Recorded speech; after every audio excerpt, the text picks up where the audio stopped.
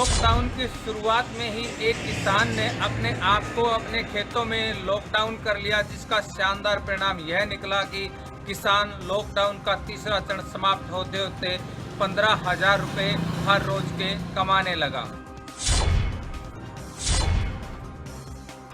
हिसार जिले के गांव सूरेवाला में एमए पास युवा किसान ने परंपरागत खेती को छोड़कर आधुनिक खेती करने का फैसला लिया। युवा के सामने नौकरी के साथ साथ विदेश में जाने का भी अवसर था, लेकिन उन्होंने अपने देश में रहकर कमाई करने की ठानी। साथ ही देशवासियों के लिए स्वस्थ साफ सब्जियां और फल देने का संकल्प लिया, जिसके चलते उन्होंने अपने खेत में पोली हाउस बनाया। इसके साथ ही फल और सब्जियां खेत में लगानी शुरू की, जिसका शानदार परिणाम ये निकला कि अब किसान दरवेश रोजाना 15,000 रुपए के फल और सब्जियां बेच रहा है। युवाओं को संदेश देते हुए दरवेश भारत ने कहा कि हमें परंपरागत खेती को छोड़कर आधुनिक खेती करनी होगी, तभी किसान आगे बढ़ सकेगा।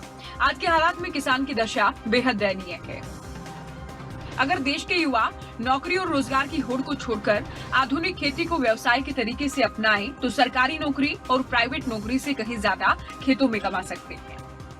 क्योंकि फसल का जब तक रोटेशन नहीं होगा उसमें उत्पादन क्षमता नहीं आ पाएगी। तो हमने उत्पादन शुरू किया। विशेष रूप से इसमें सबसे बड़ी परेशानी कब आई कि जैसे हमने फसल वगैरह लगाई तो लॉकडाउन शुरू हो गया, तो हमें लगा कि अब की बार सब्जियों में के जो दाम है बहुत कम होंगे, लेकिन वो एक हमारे लिए अवसर सिद्ध हुआ। एक चुनौती थी, लेकिन उसको हमने अवसर में हमने परिवर्तित किया और हम सब्जी मंडी जाने की बजाय, वह अपना टोर्चर करवाने की बजाय अब हम रिटेल करते हैं।